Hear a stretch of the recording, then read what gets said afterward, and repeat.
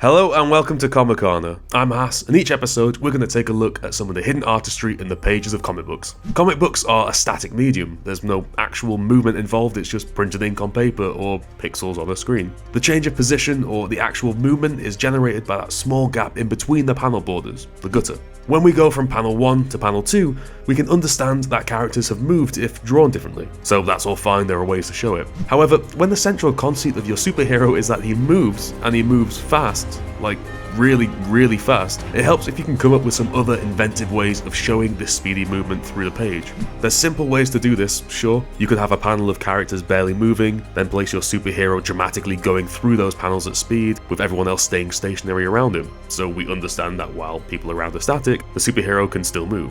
It's a technique that's been used in The Flash for some time in various different ways, including the current Rebirth run with Carmine Di Giandomenico on art and Ivan Placencia on colours, a creative team whose surnames will have me regretting choosing this book as an example within 1 minute. You can see that effect on the page between panels 1 and 4. Nothing has changed. It's the same shot, likely the same actual drawing, but the speedster here has been and smashed these soldiers into the wall, so that all that remains are their guns dangling in midair.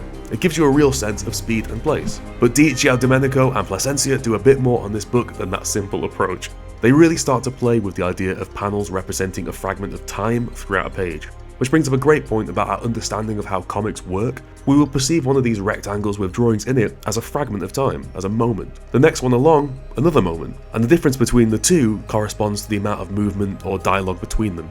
And so when Di Giandomenico tilts a panel on its side and has the Flash stepping out of it, the suggestion is that he's literally stepping out of time, existing not in a natural understanding of how the comic page works. In essence, it becomes quite meta, because it's using your understanding of how the medium actually works and shifting the natural layout just enough for you to still see the parameters you would recognise on a normal page, but enough for you to notice it as different. The bottom panel of this page almost represents a sidebar with the audience, right? A moment removed from the rest of the page. The characters in the background of the panel are still confined within it, and it even holds its own reign separate from the space around the Flash. And yet he pops out. You can almost see him in 3D space outside of that flat 2D panel. And this effect occurs in various different ways throughout their take on the speedster. There's another fantastic example of this panel framing moment a bit later on too. Here, the Flash is running from left to right and stepping further and further outside the panel borders, until he stops, turns and steps back into the frame, when the borders then shift off screen and we just become part of the regular scene. I mean, this is just really clever work, because they quickly establish this effect and through repetition ingrain it as part of the visual language of the book.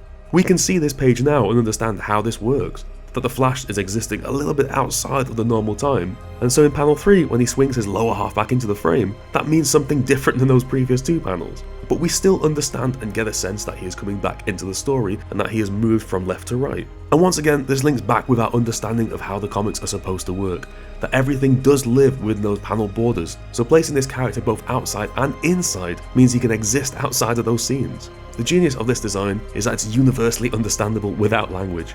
It's a completely visual approach to explain how these superpowers work. We don't need someone standing around pointing and asking what that red blur is, because we're inside the red blur, which then backs up the story content, because so much of this new run of the Flash takes place inside of the Flash's head. We can see on this page a large amount of caption boxes, all that kind of first-person narrative talking us through his motives and actions, while we exist in the same space and time. And we've talked about this before on Comicana, but all these elements are working together in sync to build a story. And let's just take a look at the final example, as it contains a couple of really nice points. The first is our lead stepping out of the panel border in panel 5, right before he dons the costume and runs off. Again, nice visual flourish that sets him apart from the rest of the world, and it gives us the idea that he contains that power to get outside of time, and that he's on his way there. And then we've got panel 6 and panel 7. Now, it's actually the same image in both panels, but there's this additional 7th panel border placed at an angle, running off the page. These angular panels show up at various points in the story, and we've already seen non-flat oblong panels in both pages we've looked at, so they come to signify something fast, moving out of the norm. Here we can see the Flash's electric tail looping over the top of the panel, but underneath the back end. So we can tell that this panel sits on top of panel 6, and the Flash works his way into it through speed. Smart storytelling does this, and it does this a lot, quickly and seamlessly. It doesn't make a big song and dance out of it, but what it does is it just weaves it into the tapestry of the storytelling. This is just how the Flash, when drawn by Di Giandomenico, looks, and because it's established early, you take it for granted, and the effect stops being so magical or different, and that's exactly what the story needs for you to get involved. It needs to stop it from feeling like a big wow moment and just form another tool in the arsenal to tell you the story. That they can do this so effectively is a testament to the manipulation of the medium. Even in a big superhero book like this, there's still room to toy around and set your book apart, not just by the visual style of the artist and colorist, but actually by the effects and techniques you use to tell your story visually. Thanks for watching. If you want to keep up to date with Comicana and the rest of the NerdSync shows, click subscribe below to get a whole host of great content. There's new videos every week, so don't miss out. If you're already caught up, click on the right to check out more analysis and comic book theory from my channel, Strip Panel Naked, where I release a new video every weekend. For a little more, follow me on Twitter at HassanOE, where I do regular comic page annotations and a little bit of comic chat too. You've been watching Comicana, I'm Hass, and I'll see you next time.